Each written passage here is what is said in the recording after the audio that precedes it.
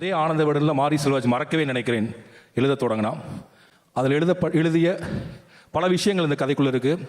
அந்த பசியோட ஒரு நாள் முழுக்க அலைந்த அந்த சிறுவன் அந்த கதையிலிருந்து தான் வர்றான். ஸோ இப்படி உருவான இந்த கதையை இவன் கிட்டத்தட்ட எழுதின முதல் ஸ்கிரிப்ட் இது நான் நினைக்கிறேன். வாழை நான் பண்ண வேண்டாம்னு சொன்னேன். முதல் படமாக இதை பண்ணியிருந்தானா எனக்கு கட்டுரை தமிழ் எடுத்து என்ன ஆச்சோ அதே தான் அவனுக்கு அதாயிருக்கும். ஸோ நான் மாரி செல்வராஜ் எப்படி ஜெயிக்கணும்னு நினச்சேன்னா, வணிக ரீதியாக பெரும் பெரும் கதாநாயகர்களை உருவாக்கி ஒரு தயாரிப்பு நிறுவனத்தை உருவாக்கி அப்படி ஜெயிக்கணும்னு நினச்சா அது இன்றைக்கி நடந்திருக்குன்னு நான் நம்புகிறேன். 2006 எழுதப்பட்ட இந்த மறக்கவே நினைக்கிறேன் இன்றைக்கி வாழையாக மாறி அதில் இருந்தக்கூடிய ஒரு பீஸ் ஆஃப் லைஃப் இன்றைக்கி சினிமாவுக்கு வருதுன்னா அது பிரதீப் சார் இல்லாமல் இல்லைன்னு நினைக்கிறேன் நான். ஸோ மாரி செல்வராஜ், நீ வெல்வது எனக்கு மிகப்பெரிய சந்தோஷம். வெல்வதுன்னா நான் என்ன சொல்கிறேன்னா பெரிய பணம் அப்படி மட்டும் இல்லை.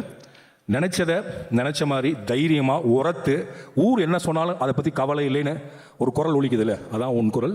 அந்த குரல் ஒலித்து கொண்டே இருக்கட்டும்.